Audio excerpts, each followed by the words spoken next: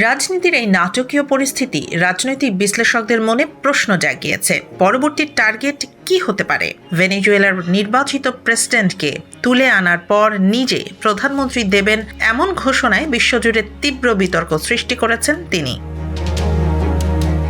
2019 সালে যুক্তরাষ্ট্রের প্রেসিডেন্ট নির্বাচিত হওয়ার পর ট্রাম্প কয়েকবারই গ্রিনল্যান্ড দ্বীপের নিয়ন্ত্রণ নেয়ার আগ্রহ প্রকাশ করেছেন। তিনি বলেন যুক্তরাষ্ট্র গ্রিনল্যান্ডের নিয়ন্ত্রণ নেবে বলে তিনি মনে করেন। কারণ হিসেবে অর্থনৈতিক নিরাপত্তার কথা উল্লেখ করেছেন তিনি। যদিও ডেনমার্কের এই স্বায়ত্তশাসিত অঞ্চলের কর্তৃপক্ষ ইতিমধ্যে বলে দিয়েছে এ দ্বীপ বিক্রি হবে না। উত্তর আমেরিকার সুদূর উত্তর পূর্বে সুমেরু অঞ্চলে অবস্থিত বিশ্বের বৃহত্তম দ্বীপ গ্রিনল্যান্ড খনিজ সম্পদে সমৃদ্ধ।